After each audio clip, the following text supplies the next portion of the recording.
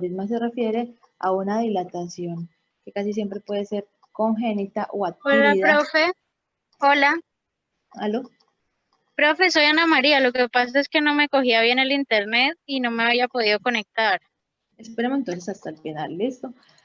Entonces, se considera que es una dilatación de un vaso que es congénita o que puede ser adquirida, pero también puede ser la dilatación del corazón. En el corazón también podemos ver aneurismas y lo vamos a ver representado cuando hablemos de toda la parte de los infartos. Y una complicación que se puede presentar en ellos es esa, la dilatación o los aneurismas. Bueno, entonces, se considera que las principales causas para que una estructura vascular o que el corazón entren en este tipo de dilatación es que se haya presentado una alteración en la matriz extracelular que lo haya, pues que haya inducido como su degradación y por lo tanto hay una pérdida como de la tonicidad del vaso y genera este estado pues como de relajación, ¿listo? Entonces casi siempre se debe a eso, a una anormalidad en la síntesis de la matriz extracelular. Otra posible causa que se ha dado es que hay pérdida de las células del músculo liso y por lo tanto se adelgaza la pared hasta tal punto que ella toma este nuevo aspecto o esta nueva forma. Aquí hay varios ejemplos de lesiones de tipo aneurisma. Ya ven que aquí al principio se encuentra un vaso completamente normal, de su calibre normal, que tiene que ser pues homogéneo durante todo el recorrido del vaso. Inmediatamente adyacente encontramos dos tipos que le conocemos como aneurismas verdaderos. Se considera que un aneurisma verdadero es aquel en el cual el espesor de la pared está completo, listo, literalmente todo el espesor de la pared está íntegro, solamente que se ha presentado esta dilatación. Entonces, le llamamos sacular al que solamente compromete como digamos una cara o un porcentaje de toda la circunferencia del vaso y le llamamos fusiforme al que compromete el 100% pues de la circunferencia, compromete toda la circunferencia. ¿Listo? Estos dos corresponderían a verdaderos aneurismas. Aquí, entre estos dos, se considera que el más complicado es el que conocemos como sacular, que solamente sea un porcentaje de toda la circunferencia el que se haya dilatado, porque da la oportunidad de que a este nivel se formen trombos. ¿Listo? Entonces, una de las principales complicaciones que se puede tener específicamente en este tipo de aneurismas es la formación de trombos. ¿Listo? A este lado de acá tenemos lo que conocemos como los aneurismas falsos o los pseudoaneurismas. Bueno, en este caso se considera que si hay un defecto en la pared del vaso o en el espesor pues de la pared de ese vaso. Si ustedes lo comparan con los dos anteriores, cada una de las capas de las cuales hablamos ayer, de las túnicas que componen la pared del vaso, está íntegra. En cambio, Perdón, doctora, ¿podría repetir acerca lo de la aneurisma falsos, lo de las aneurismas? Sí, el aneurisma falso, que es este de acá, se considera que en él hay un defecto en la pared, que alguna de las capas, de las túnicas que presentan, pues de los que hablamos ayer, ha tenido una disrupción y que eso es lo que da origen como a esa dilatación del vaso completamente. Si ustedes ven acá en este pedacito, se nota que alguna de las capas de la pared, en este ejemplo propiamente, todo el espesor de la pared, la túnica íntima, la media, se han visto comprometidas y por lo tanto como que en un tercer espacio es que viene a quedar este líquido o esta sangre, ¿listo? En los pseudoneurismas o aneurismas falsos se considera que hay una comunicación directa entre el vaso sanguíneo y digámoslo así como el tejido adventicio. Los líquidos que van por el vaso sanguíneo logran entrar en contacto con la adventicia de este vaso, ¿listo? Entonces se presenta esta comunicación y pues uno lo vería como una dilatación. Si uno ve esto pues desde afuera, no desde adentro del vaso, sino desde afuera, se ve como una dilatación. Pero realmente se ha presentado esa situación es porque la pared del vaso sufrió una disrupción y por eso le consideramos que es un pseudoneurisma o un aneurisma falso. Los Profe, verdaderos, ¿sí? disculpe, qué pena, ¿puede poner a grabar la clase de pronto, por favor? No, esta clase no la voy a grabar, muchachos. ¿No? No. En estos dos casos, aneurisma verdadero, lo que se presenta es que la pared del vaso está completamente íntegra. Ustedes ven que en todo el recorrido del vaso sanguíneo, las tres capas, la túnica íntima, la túnica media y la adventicia, están completamente íntegras. En ningún momento se ha presentado ruptura de alguna de ellas. ¿Listo? Entonces, esa es la diferencia. Si se les preguntan por un aneurisma verdadero, la razón de un aneurisma verdadero es que la pared está íntegra, pero está debilitada. Bueno, por eso se forma ese saco. En cambio, en un aneurisma falso, se rompió alguna de las capas. En este caso sería la túnica íntima y la túnica media, y permitieron que haya una comunicación directa de los líquidos, pues de la sangre, que está fluyendo por acá hacia un tercer espacio. Y eso es lo que hace que se vea como si estuviera dilatado el vaso. Bueno, ahora, tenemos un tercer evento, que es al que le llamamos disección, que obviamente disección también habla del término como separación. Cuando las capas se separan de forma traumática, permiten que por ahí vaya entrando líquido y por lo tanto permiten que eso vaya progresando, es decir, que se vaya como extendiendo en el trayecto del vaso sanguíneo. Entonces ustedes ven acá eso. Aquí la diferencia, digámoslo así, con el falso aneurisma es que en este la media está comprometida. Acá la íntima y la media se comprometieron y quedó literalmente aquí guardado este hematoma solamente por la adventicia.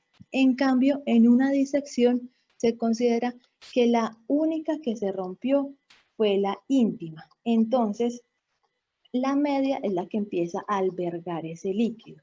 Si ustedes ven acá, pues si se pudiera ver un poquito más grande, aquí está la media, o sea, hacia el lado de acá estaría la media y la adventicia, pero en este lado de acá fue que quedó la íntima.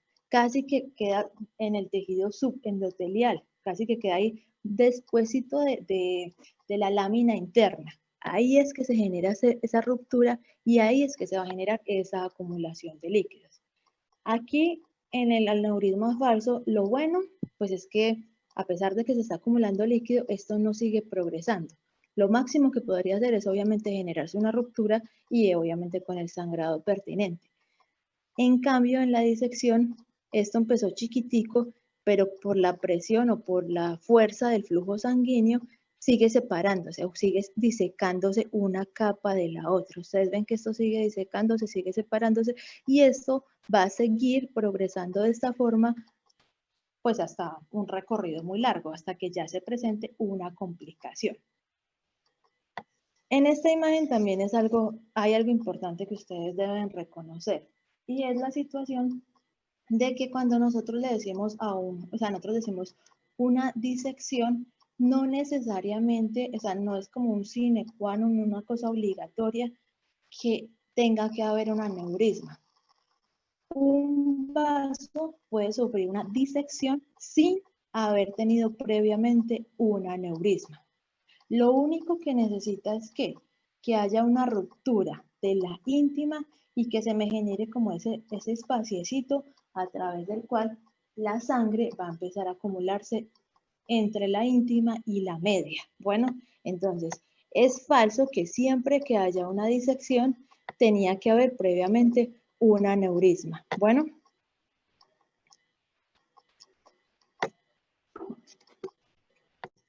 Esperen.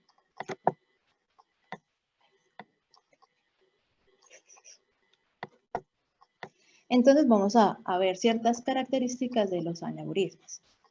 Resulta que, aunque un aneurisma siempre va a implicar lo mismo, una dilatación de un vaso o del corazón, dependiendo de dónde está localizado, pues van a ser los síntomas del paciente. Es diferente este ejemplo que tienen aquí, que es un aneurisma de la aorta abdominal. Eso quiere decir aneurisma de la aorta abdominal. Bueno, entonces, se considera que este tipo de lesiones se presentan casi siempre acompañadas de aterosclerosis. Bueno, que el evento inicial es una aterosclerosis, que ustedes ya desde ayer que les quedó claro que es una aterosclerosis. Entonces, Ese paciente con ese fenómeno, sumado al hecho de que la matriz extracelular se está desintegrando, son las dos condiciones que hacen que una persona tenga predisposición a sufrir aneurismas de la aorta abdominal. Bueno, ¿en quién se dan más frecuentemente? Se dan en los hombres, como dice ahí, que sean fumadores y que sean adultos. Bueno, tiene una característica muy importante y es que casi siempre es asintomático por su localización. Y solamente ya deja de ser asintomático y se vuelve como algo ya más grave, más sintomático en el momento en que hace la complicación. Entonces, ¿qué complicaciones puede hacer un aneurisma de aorta abdominal? Lo que ustedes ven ahí.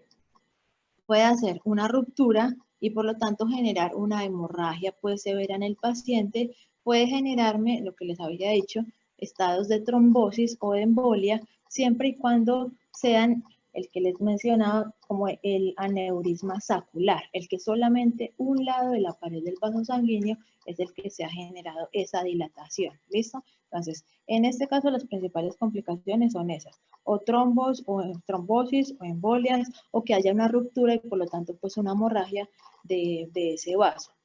Algo importante es que no solamente la aterosclerosis induce este tipo de aneurismas. Otras condiciones que lo inducen son casi siempre eventos inflamatorios.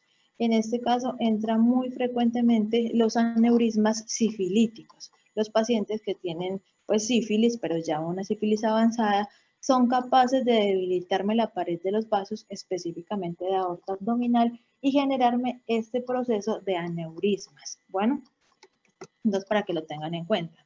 Ahora, si la localización no es la aorta abdominal, sino que la localización es a nivel torácico, pues las condiciones varían.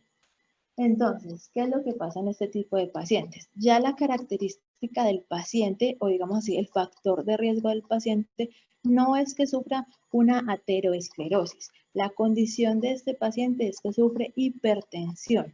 Es la hipertensión la que lleva al paciente a que en algún momento logre tener un aneurisma en la aorta torácica. Y esta, a diferencia de la que acabaron de ver, tiene la particularidad de que sí es extremadamente sintomático. Un paciente con un aneurisma de aorta abdominal es difícil que uno lo coja hasta que no le hace una complicación. En cambio, los de aorta torácica, uno sí los puede coger más fácilmente porque hacen lo que ustedes ven ahí en esa imagen. Lo primero que hacen es obviamente dificultad respiratoria, porque al generarse, si esto es lo normal, si esta es mi aorta torácica que va bajando normal y de un momento a otro genero esta dilatación tan marcada, entonces los órganos que están adyacentes a en esa localización van a generar una compresión. Entonces, ¿qué síntomas puede tener el paciente? Dificultad respiratoria. Son pacientes que tienen dificultad para deglutir por compresión sobre el esófago. Son pacientes que tienen tos porque se genera irritación del nervio laríngeo recurrente. Son pacientes que si logra crecer tanto esa dilatación, ese aneurisma, y logra llegar a comprometerme, pues obviamente las vértebras, me puede generar una erosión de las mismas y obviamente el dolor tan intenso que eso conlleva. ¿Listo? Y obviamente una de las complicaciones, al igual que en la aorta abdominal, es que se llegue a romper esa estructura y obviamente eso ya es un evento muy grave, muy trágico para el paciente. Pero entonces, para que lo sepan, dependiendo de la localización, depende el factor de riesgo por el cual le va a dar a uno esto, ese aneurisma, y los síntomas que puede o no llegar a tener esa persona. Ahora, tenemos todo el grupo de lo que les había dicho de la disección. La disección simplemente es que se separa la media de la íntima y por ese espacio que acabo de separarse, por ahí va a empezar a ingresar sangre. Bueno, pues obviamente por la presión que lleva la sangre. Entonces, ¿cuáles son las características en este tipo de paciente?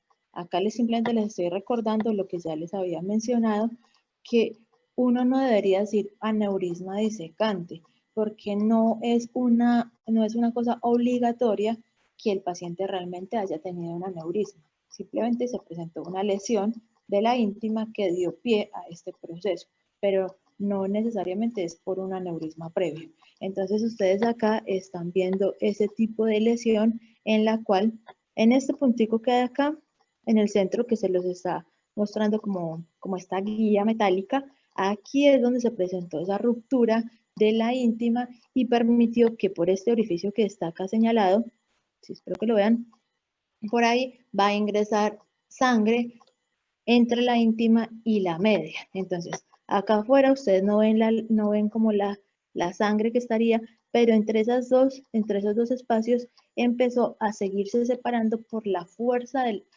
o por la presión con la que venía ingresando la sangre, y esto empieza a separarlo. Acá ustedes ven lo mismo. Tenía hacia este lado parte de la adventicia con el músculo, tengo hacia este lado la íntima con parte de la media, y por acá arriba venía una lesión y me empezó a separar las capas. Esto que ven acá marcado con la X es la sangre, son los eritrocitos que están ahí, que se están evidenciando y que están mostrando cómo las capas se empiezan a separar una de la otra.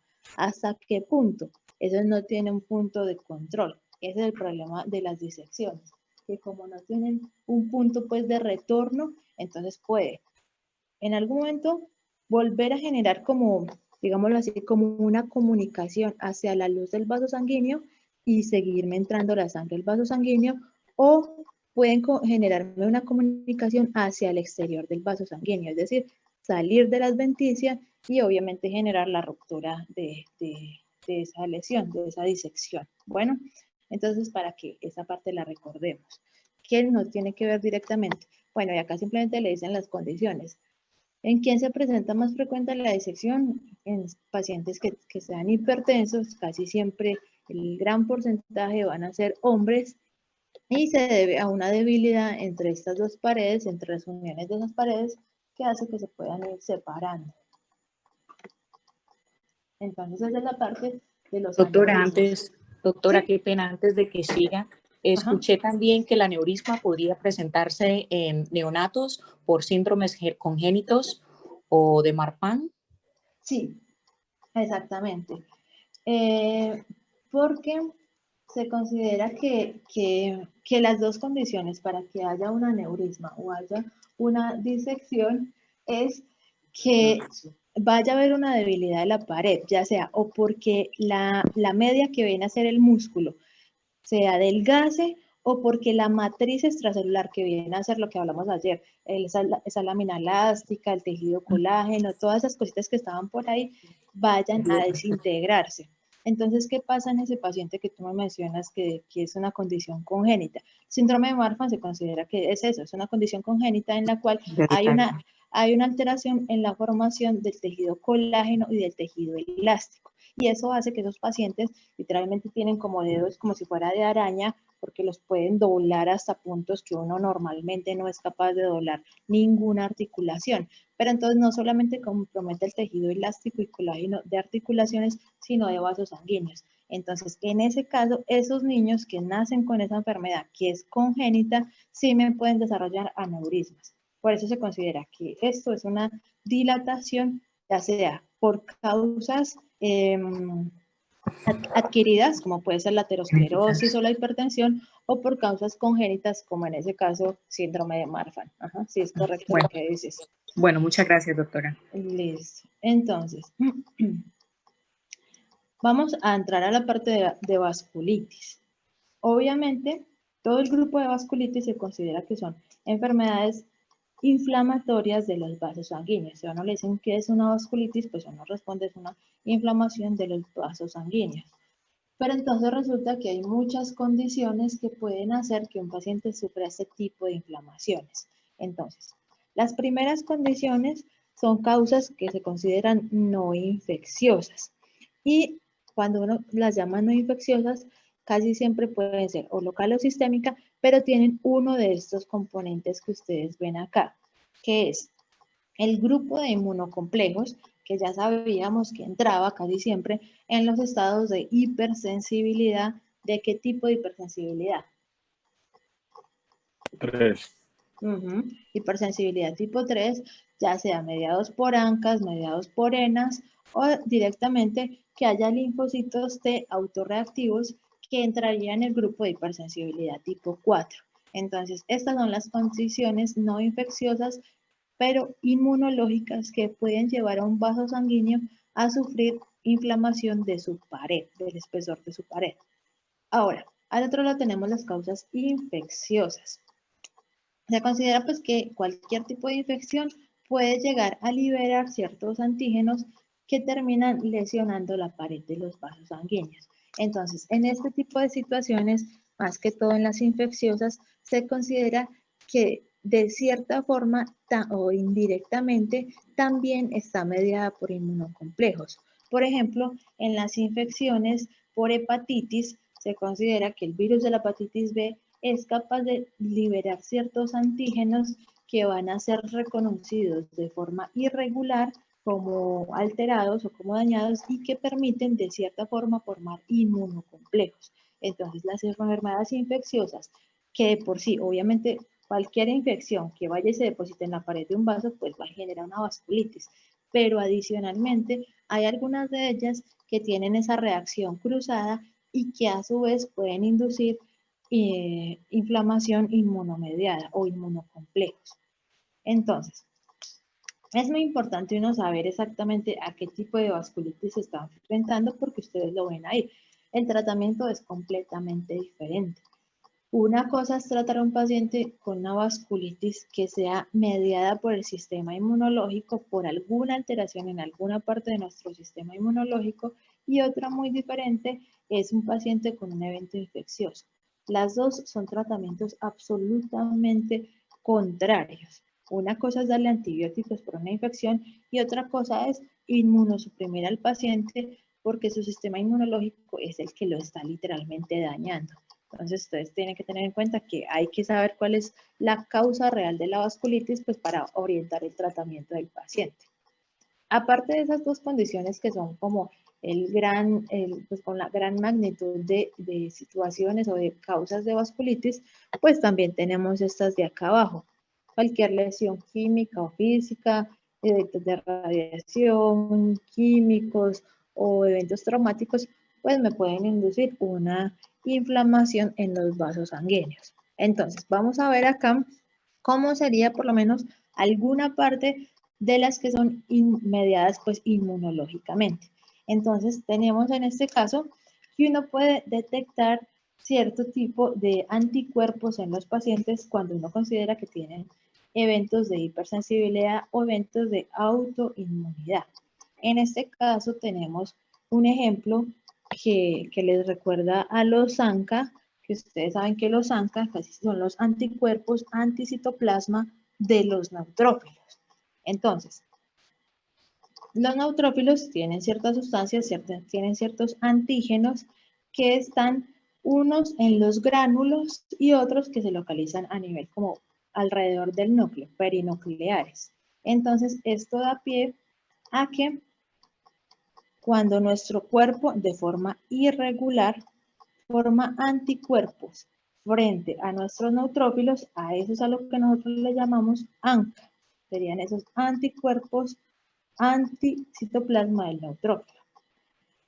Resulta que, como les digo, pueden estar estos antígenos localizados o en el citoplasma o alrededor del núcleo. Los que están localizados en el citoplasma es lo que normalmente les llamábamos los C-ANCA, por C de citoplasma, y los que estaban localizados pues alrededor del núcleo los llamábamos P-ANCA porque eran perinucleares.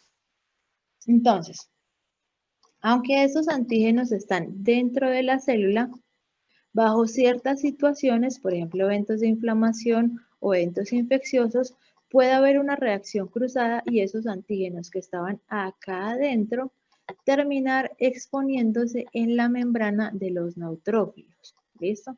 Entonces, esto que estaba acá adentro terminó presentándose o exponiéndose en la superficie y por lo tanto ya en la superficie sí pueden ser detectados por los anticuerpos, que obviamente son los azulitos que ustedes ven acá. Entonces, Al de ser detectados por esos anticuerpos, se activa el neutrófilo con todas las funciones que ustedes ya saben que tienen los neutrófilos, que liberan sus gránulos primarios, sus gránulos secundarios, que generan la respuesta inflamatoria, que activan el complemento. Toda esta cantidad de eventos es lo que finalmente hace, como este está en la circulación, que los que más se van a ver afectados sean las células endoteliales. El endotelio, literalmente, al degranularse el neutrófilo dentro del vaso sanguíneo, me va a generar la lesión en el endotelio. Ustedes recuerdan de cuando hablamos de respuesta inflamatoria que los neutrófilos se degranulan o liberan todos sus gránulos primarios y secundarios en el sitio donde está el daño. Es decir, ellos son reclutados hacia el sitio donde está la lesión del tejido o hacia donde está el microorganismo y allá es que vienen a liberar todas esas sustancias para activar la respuesta inflamatoria. Pero en esta condición particular, ellos se activan, estos neutrófilos se activan dentro del vaso sanguíneo por esa reacción cruzada que se ha presentado. Entonces se activan dentro del vaso sanguíneo, liberan todas las sustancias y pues lo más cerca que está ahí son las células endoteliales. Entonces ellas van a sufrir esa inflamación, van a sufrir esa lesión y a este es al evento al que yo le conozco como una vasculitis mediada por el sistema inmunológico. ¿Listo? Entonces, así funcionaría en ese caso. Se considera que de las vasculitis, pues hay muchas. O sea, si ustedes ven esta tabla, todo esto es la cantidad de vasculitis que podemos tener. Y eso pues que aquí solamente nos están mostrando algunas. Se considera que existen más de 20 formas de vasculitis diferentes. Y entonces, ¿de qué depende que haya tantas clasificaciones de la vasculitis? Depende, por un lado, del tamaño del vaso sanguíneo que se esté viendo comprometido. Es diferente si la inflamación solo la van a presentar las arterias elásticas o las arterias musculares o las arteriolas o los capilares. Cada uno, según la localización donde se vaya a dar esa respuesta inflamatoria, pues va a tener un nombre particular. Adicionalmente, también algo que ayuda en la clasificación es el tipo como de lesión o de agresión que se esté presentando. Ya habíamos hablado antes. Unas pueden ser infecciosas, otras pueden ser inmunológicas. Y de las inmunológicas, unas van a ser por inmunocomplejos, otras van a ser por linfocitos T, otras van a ser por ENAs. Entonces, dependiendo de cuál es la causa de la inflamación de mi vaso, pues también lo puedo ir clasificando. Entonces esta imagen es un poco más gráfica y más amigable para uno, porque esta gráfica sí le va mostrando cuál sería, digámoslo así, el tipo de lesión, a qué tipo de vaso me está comprometiendo, y adicionalmente me va explicando cuál sería como el tipo de reacción de ese vaso. Entonces vamos a ir hablando pues de las más importantes. Vamos a empezar por este lado. Entonces, hay unas que se considera que son las vasculitis de vasos grandes, que lo que me va a comprometer casi que son o arterias elásticas o arterias musculares. De ahí para abajo, ella no le interesa comprometer. Ella solo le gustan estas arterias que son las más grandes. Y entonces, en este grupo puntual tenemos dos eventos concretos, que son lo que conocemos como arteritis de células gigantes y arteritis de Takayasu. Así se llaman y así le toca a uno aprendérselas. Entonces, como ven en esa imagen, ambas se considera que son enfermedades granulomatosas. Y eso les debe recordar algo. ¿Cuál sería como el evento que induce estas dos situaciones?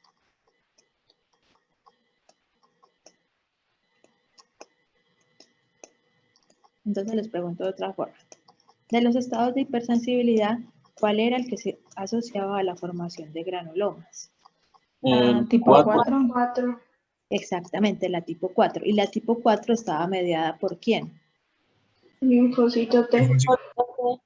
Exactamente. Entonces, estas dos vasculitis que se considera que son las que afectan los grandes vasos, están mediadas por hipersensibilidad tipo 4, por lo tanto, están mediadas por los linfocitos T. Aquí en esta enfermedad, en estas dos enfermedades que les acabo de mencionar, nada tiene que ver las inmunoglobulinas, ni los nada de eso tiene que ver acá. A estas solo les interesa que se activaron, fue por una hiperreactividad de los linfocitos T. Bueno, entonces esa es una de sus principales características. Y dado que son por linfocitos T, la lesión siempre va a ser formar granulomas en la pared del vaso sanguíneo. Bueno, esa pared se va a ver engrosada y ustedes ya saben que es un granuloma, que es puros linfocitos, puras células plasmáticas, puros histocitos ahí acumulados en la pared de ese pobre vaso, montando una respuesta inflamatoria. Entonces, para ser puntuales, esta que es la primera, la arteritis de células gigantes, se considera que uno casi siempre la llama arteritis de la temporal y la llama de la temporal porque el vaso más afectado es la temporal, la arteria temporal. Entonces, ¿en quién se presenta? Casi siempre se presenta en personas adultas y el compromiso va a ser alteraciones oftálmicas y alteraciones craneales. Por la localización tan puntual en la temporal, entonces la clínica de ese paciente va a ser casi siempre o alteraciones oftálmicas o alteraciones en algún nivel del cráneo, ¿listo? Para que lo tengamos en cuenta. Y siempre hace granulomas. ¿Qué pasa con la arteritis de Takayasu? La arteritis de Takayasu hace, digamos que lo mismo en cuanto a que forma granulomas, pero entonces esta no se ve en pacientes, digamos, tan adultos. Digamos que la otra casi siempre se ve en pacientes por allá mayores de 70 años. Esta de Takayasu se ve un poquito más joven el paciente, más o menos 50 años, ¿listo? Y su mayor característica es que casi siempre compromete las extremidades, los vasos de las extremidades. Por eso se considera que un hallazgo clínico en estos pacientes es una debilidad o una alteración en el pulso de las extremidades, porque se están viendo afectadas por estos granulomas a nivel de su pared. ¿Listo? El problema de esta segunda de Takayasu es que casi siempre me termina generando estenosis del vaso. Esos granulomas tienden a crecer tanto que a pesar de que por lo menos las arterias musculares tienen un muy buen diámetro, puede llegar a ocluirlas a ellas o a las ramitas más cercanas que tienen en las extremidades y por lo tanto pueden conllevar enfermedades isquémicas bien severas en las extremidades. Bueno, para que tengamos eso en cuenta. Entonces, dejando estas dos que casi siempre eran vasos, arterias elásticas y arterias musculares y que el fundamento es una hipersensibilidad tipo 4, vamos a entrar en esta otra, que es la amarillita, que son las vasculitis ya de vasos intermedios. Ya no vienen a ser tan grandes esos vasos. Entonces, ¿qué pasa en estas dos condiciones que ustedes están viendo acá? La que llamamos panarteritis nudosa y la que llamamos enfermedad de Kawasaki. Entonces, se considera que el vaso ya obviamente es mucho más pequeño, pero si ustedes ven ahí, miren la razón por la cual se da o la justificación, mediada por inmunocomplejos o mediada por anticuerpos antiendoteliales, por los ENAs. Entonces, ya sea por ANCAS o ya sea por ENAs, ¿cuál vendría a ser el fenómeno de hipersensibilidad en estas dos situaciones? La 3. Exactamente.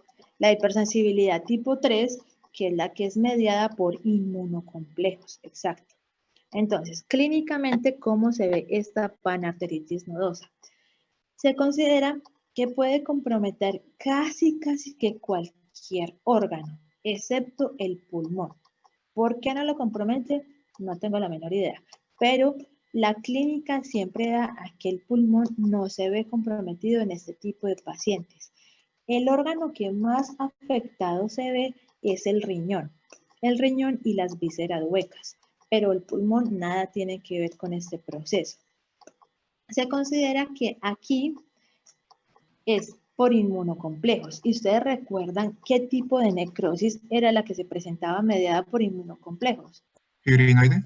Exacto. Esto es una necrosis fibrinoide. Entonces, literalmente, el espesor de la pared del vaso sanguíneo se va a llenar de fibrina o de material fibrinoide y se va a generar como un engrosamiento de la pared y una necrosis de la misma. Este tipo de situaciones tienen la particularidad de que, a diferencia de estas que ya vimos, casi siempre afectan a pacientes más jóvenes. Son casi siempre como adolescentes o más o menos como hasta los 40 años las personas que se van a ver afectadas por este tipo de entidad. Bueno, ¿qué pasa con la otra? Con la enfermedad de Kawasaki. Casi siempre el tipo o el prototipo del paciente afectado por esta enfermedad son los lactantes o los niños. Bueno, entonces si ven que cada una tiene su grupo etario y tiene sus propias características. Entonces, a esta de acá le correspondió que las personas que más se van a ver afectadas son los lactantes y son los niños. Y tiene una condición muy importante. Y la condición que tiene es que, si ustedes recuerdan, entre los vasos de tamaño intermedio que venían a ser las arterias musculares, recuerden una que es muy importante, que entre como arteria muscular.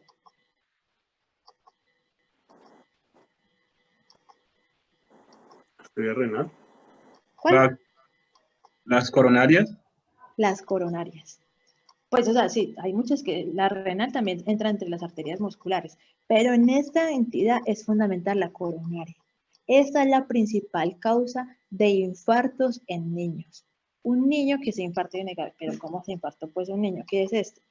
Casi siempre la causa es esta entidad, la enfermedad de Kawasaki, porque ella afecta las arterias musculares y tiene como un tropismo o una predilección por las coronarias de los niños. Entonces, cuando uno ve a un niño, pues con la clínica de un infarto, pero uno dice, pero ¿y esto es un niño? ¿Cómo hacemos pues? Piensen en enfermedades de tipo vasculitis, porque hay una de ellas que sí puede generar esos eventos. Entonces, para que lo tengan en cuenta. Adicionalmente, aparte del hecho de que compromete coronarias, pues obviamente también puede generarme otras manifestaciones clínicas. Entonces, en esos pacientes casi siempre se ven manifestaciones cutáneas. Lo que más afecta, aparte de las coronarias, o los cambios que más se pueden presentar aparte del infarto, son, por ejemplo, edema o exantema o lesiones en la piel, pues que le pueden ayudar a uno también en el diagnóstico de este tipo de entidades. Bueno. Ahora, dejando estas que estaban hacia este lado y entrándonos un poco más hacia los de los pequeños vasos, pues que también son de gran importancia, entonces vamos a mencionar algunas de ellas. Casi siempre las mediadas por inmunocomplejos de tipo ANCA, que ya como les expliqué en 2 diapositivas antes, ya saben cómo es que se da este proceso. Este proceso casi siempre se da por un estado de una reacción que consideramos que es una reacción cruzada frente a los antígenos de los neutrófilos, que hace que se expongan en la superficie de la membrana plasmática y que por lo tanto sean detectados por ciertos anticuerpos. ¿Y cómo se llaman estos anticuerpos que detectan eso? Pues los ANCA. Entonces, vamos a ver 3 condiciones o 3 situaciones particulares. La primera es lo que conocemos como polivasculitis microscópica. Entonces, como ustedes lo ven ahí, pues obviamente su nombre le ayuda es por el hecho de que lo que compromete son pequeñas estructuras vasculares, ya sea arteriolas, capilares o vénulas. Ustedes ven que así es el orden normal. Arteriola, ya luego el capilar o ya luego la vénula. Estas estructuras son las que se ven comprometidas en estas patologías. Entonces, se considera que por ser inmunomediada, lo que se va a generar es un depósito, obviamente, de inmunocomplejos, y así como ya lo dijo el compañero, se va a generar una necrosis fibrinoide de la pared de ese vaso sanguíneo. Bueno, dado que este tipo de estructuras, arteriolas, capilares y vénulas, pues obviamente las tiene todos nuestros órganos, en este caso no hay ningún órgano que se vea, o sea, que esté exento de la afectación. Este tipo de entidades, en especial la polivasculitis microscópica, literalmente afecta cualquier estructura en nuestro cuerpo. La piel, los pulmones, el riñón, el encéfalo, el músculo, el corazón, cualquier cosa, pero a nivel como arteriola, capilar o venosa, se puede ver afectada. Bueno, ¿qué es importante? Que lo ayuda a uno como a reconocerlo, a diferenciarlo casi siempre de la panarteritis nodosa. Es que en este, vean que ambos son como inmunomediados. Entonces, a diferencia de este, en esta situación, en la polivasculitis microscópica, sí tengo afectación de los pulmones. ¿Se acuerdan que yo les había dicho que acá no se afectaban los pulmones? Y no me pregunten por qué, porque no tengo la menor idea. En esta situación sí se ven afectados los pulmones. Bueno, pero no se me van a formar granulomas. Ahora, esta que ven acá enseguida, que normalmente la conocíamos como la granulomatosis de Wegener, pero ahorita la llaman la granulomatosis con polivasculitis. Entonces, su propio nombre se los está diciendo, es una granulomatosis. Por lo tanto, aunque uno encuentre autoanticuerpos o encuentre inmunocomplejos, el hecho de que se llame granulomatosa implica que también participan o también está mediada por linfocitos T. Entonces, particularmente esta tiene las dos condiciones.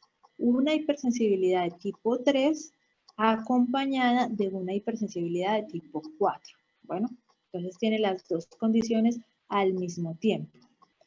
Eso tiene la siguiente connotación, de que estos granulomas no solamente se van a ver pues en la pared de los vasos, sino que se pueden llegar a ver en los órganos afectados.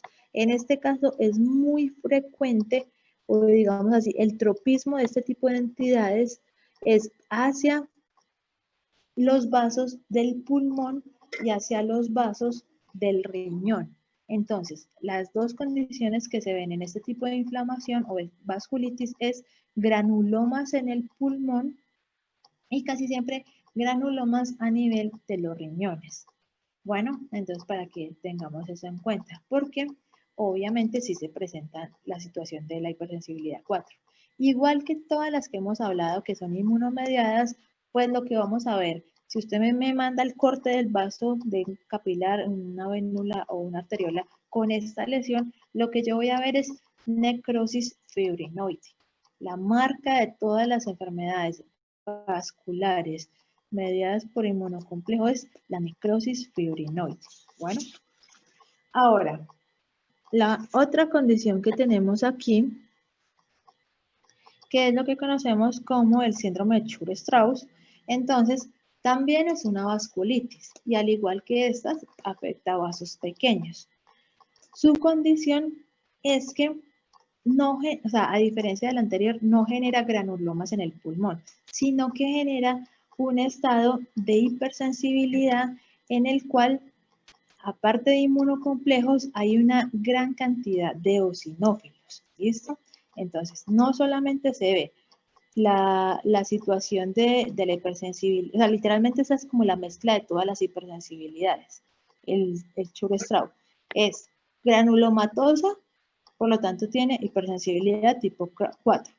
Es con inmunocomplejos, por lo tanto tiene hipersensibilidad tipo 3. Y adicionalmente me genera una reacción mediada por eosinófilos y en ese caso el eosinófilo actuaría de cierta forma como el mastocito y por lo tanto sería una hipersensibilidad ¿de qué tipo? 1. 1. Exactamente, eso es la revoltura de las hipersensibilidades mediadas en esta enfermedad. Entonces, por eso tiene de todo. El paciente tiene asma, que lo habíamos visto que es hipersensibilidad tipo 1. Tiene rinitis, hipersensibilidad tipo 1. Tiene inmunocomplejos, hipersensibilidad tipo 3. Y súmale a eso que tiene granulomas, hipersensibilidad tipo 4. O sea, literalmente esa es la revoltura de todas las cosas. Bueno, entonces, todas estas que hemos hablado son condiciones en las cuales el vaso sanguíneo se inflama. Pero ¿cuál es la situación? yo necesito saber qué es lo que está generando ese daño en el vaso sanguíneo para saber cómo tratar al paciente. Y también necesito saber cuál es el calibre, el tamaño del vaso sanguíneo que se está viendo afectado para poder determinar cuáles vendrían a ser las repercusiones en el paciente. Bueno.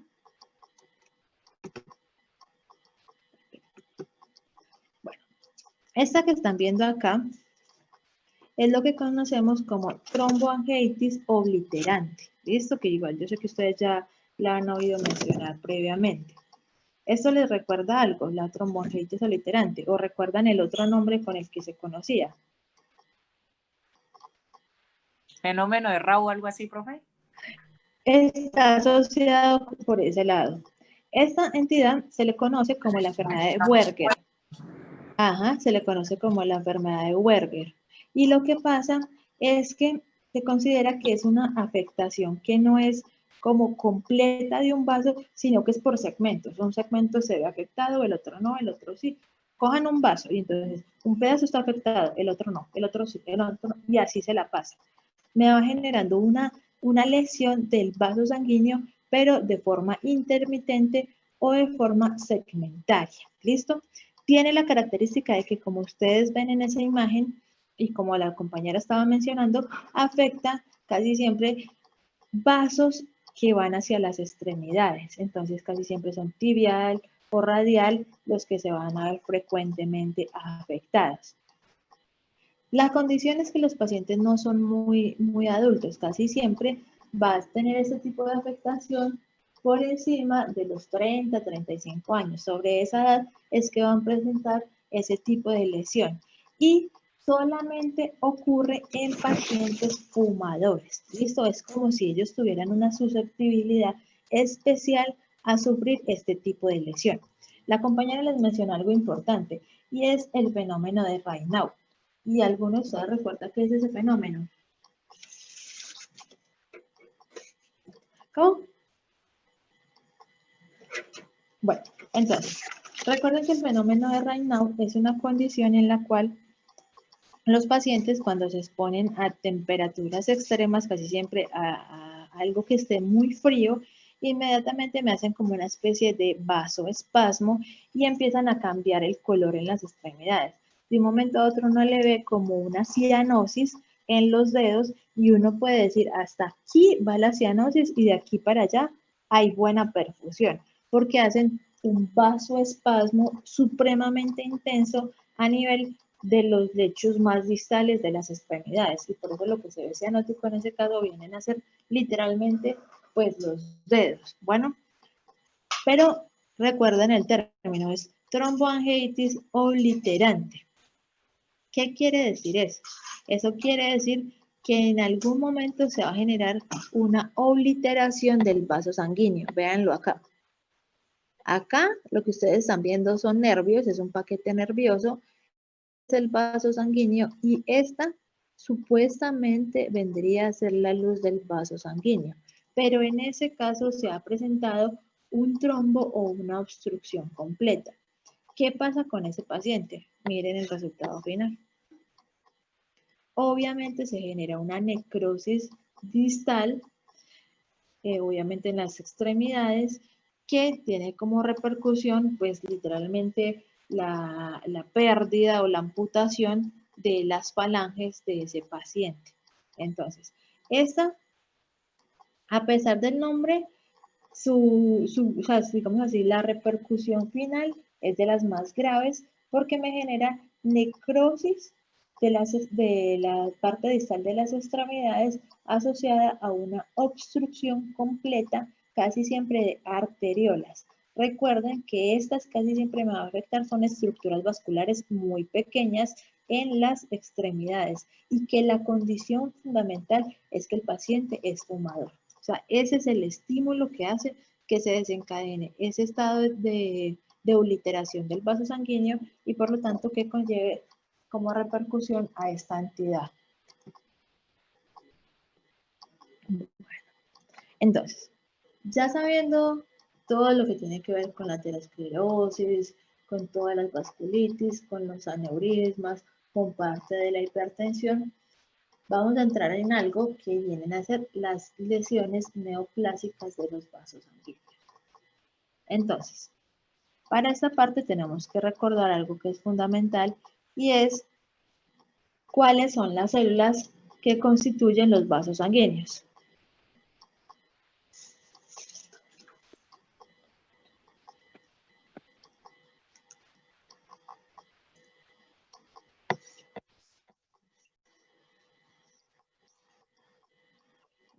¿Cuáles son las células de los vasos sanguíneos, muchachos? Pues en la túnica íntima, pues sería un epitelio escamoso simple. Luego en lo que sería el músculo, que serían los miocitos, y luego una última capa que es la adventicia de...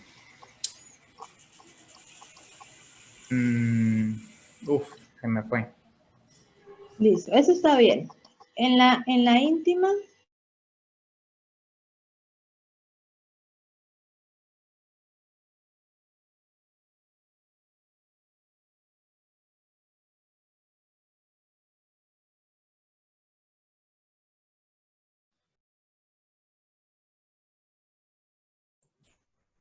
Profe, Profe,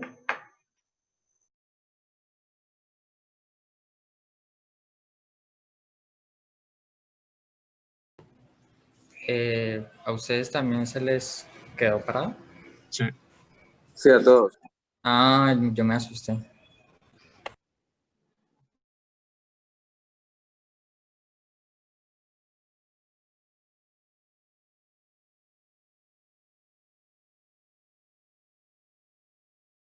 Se salió la profe.